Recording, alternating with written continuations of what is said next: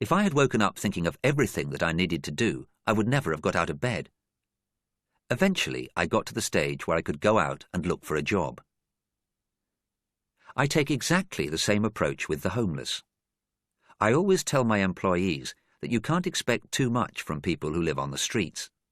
After all, in many cases they have never known a time when things were different, so it is natural for them to feel that nothing will ever change. Asking too much of them is just setting them and you up to fail. So we don't. Instead, we ask them to give us 3%. Just turning up on a regular basis is a huge step for homeless people. Once they've managed that, they are in a position to sell the big issue. Then we begin to expect more from them. The next time we see them, we ask for 5%. We might say, "Can you comb your hair before you turn up?" And so it goes. Eventually, we expect them to give us 50%, and we give them 50%. So they give as much as they take. And likewise, we give them only what they need to stand on their own 2 feet. Remember, one small step at a time. Watching homeless people change their lives is a joy. It is fantastic seeing people pull themselves out of the gutter.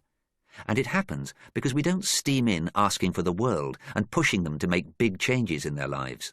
If we did that, we would get nowhere. Sometimes nothing happens because people will not accept the thought of starting with 3%. In my position, people come to me with big projects all the time. They want to change the face of society. They want to bring about social justice for everyone, and nothing less will do. But when you ask how they'll do it, their plan falls to pieces because they want 100% or nothing. Guess what they end up with? Having dreams is wonderful, but you can't change the world simply because you want to. And we all know Rome wasn't built in a day. Think back to something you tried to achieve in your life. What happened once you decided on a goal for yourself? I bet that you got excited for a couple of days, and then, maybe a week later, you found the study, exercise, savings plan far too difficult. It is likely, too, that even the thought of doing the task was enough to wear you out. Suddenly you had all sorts of excuses as to why you couldn't go for that particular goal.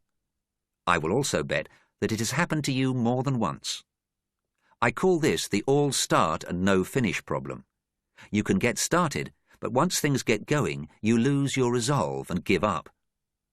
So next time you want to make something happen in your life, try this. Set a goal you can achieve. What I mean is that you need a goal that doesn't rely on luck or chance or anybody else coming through for you.